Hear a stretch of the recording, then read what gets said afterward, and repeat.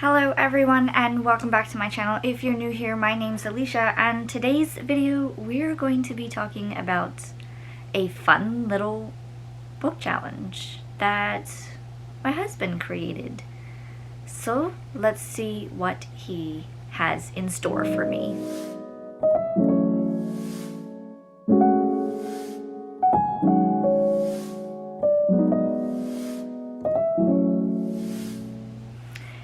So, we have my husband's book challenge. Now, this is interesting because he is not a reader by any means, and he thought it would be good for me to have a new challenge, but let's see how this is gonna work. We'll talk about it and I'll give you my thoughts.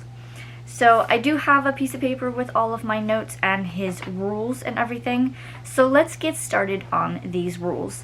It says, starting today, which we actually started this in July, through the end of the year, so until December 31st of 2023, this is how long the book challenge is gonna be.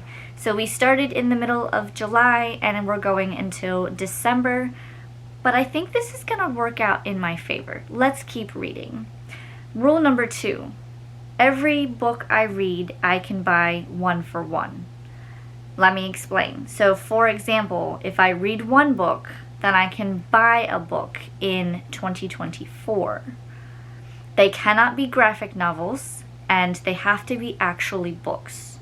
So, if I read Ellie Hazelwood, then I can buy a book in 2024. It cannot be a graphic novel. It has to be a physical book, like chapters, characters, no pictures. This is doable, right? Considering the size of my library, I think we've got this in the bag. But let's see what else he has in store for me. Rule number 3. The amount of books that I read during this time period will be a determining factor for the number of book allowance in 2024.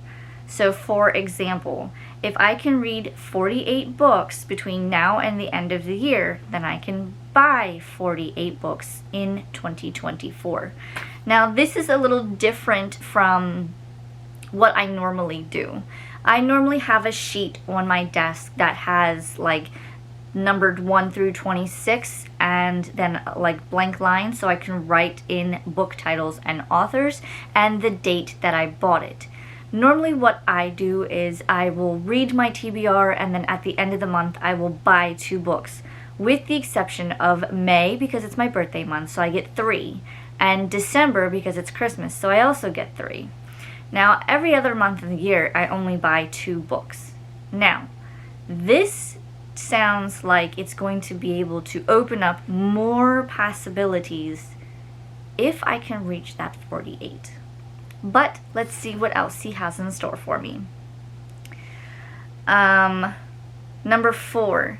If I buy a book between now and the end of the year, then 5 books will be subtracted from the allotment to buy in 2024. For example, I read 48 books, but I bought 1, so I have to subtract 5, so now I can only buy 43. Ooh, that might be a little tricky. Although, if I borrow books from the library and I don't buy them, then it doesn't hurt my count, does it? I think we can do this, provided that the library has the book I need. Rule number 5.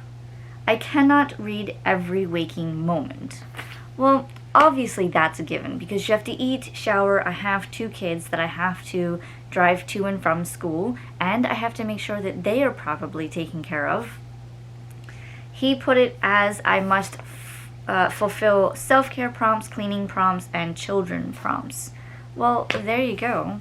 I can't do reading all day, every waking moment from the time I get up to the time I go to bed. So I think that settles it. I mean, I think we can still do this though. And rule number 6, the final rule, every book that I read between now and the end of the year must be reviewed on Goodreads. Well, that's an easy rule because I do that anyway. So I think we've got that covered. So that is his challenge. So, well, that was my husband's challenge. Those were the rules that he set forth.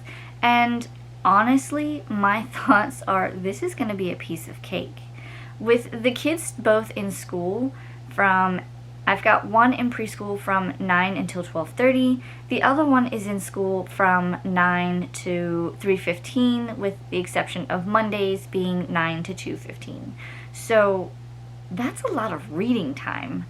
And I still have time to eat, make dinner, make sure the kids do their homework, make sure they're in bed on time, and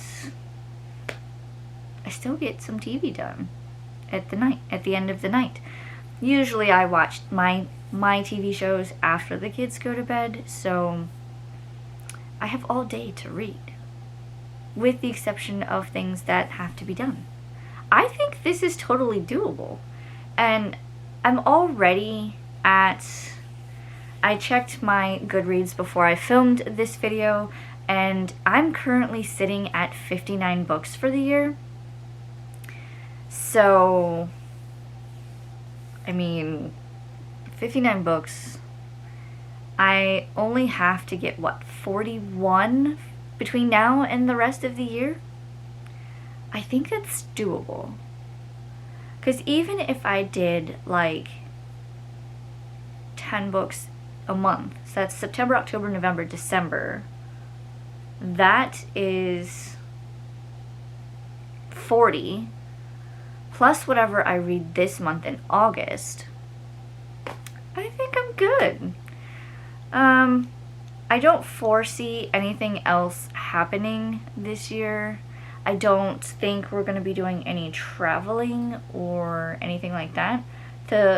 So I don't foresee anything putting a monkey wrench into this challenge. So I'm going to go ahead and say I have it in the bag. But if you want, leave me a comment down below and let me know if you want to have me do a follow-up video. And I can tell you whether I made it through the end of the year without buying a book, or if I completed the challenge. I'm also throwing in a tiny challenge as my own with this one because I'm so far, my initial goal for this year was to read 52 books. I have surpassed that, obviously, if I'm sitting at 59. So now my secondary goal is to get to 100 books by the end of the year. I think that's doable, so we'll see what happens, and we'll see how far I get. But yeah, I'm excited for this challenge, and it's interesting that he came up with this challenge, like I said, considering he's not much of a reader, and I am, so I think it's just gonna benefit me all the way around. I'm pretty excited about this. I've already started, and we're going strong. So here's to 100 books and more book shopping next year. Well, that's all for me in this video, guys. If you liked this video, please like, comment, subscribe, hit that bell notification if you would like to see any new content coming. What are words this morning? And I will see you guys in my next video. Bye!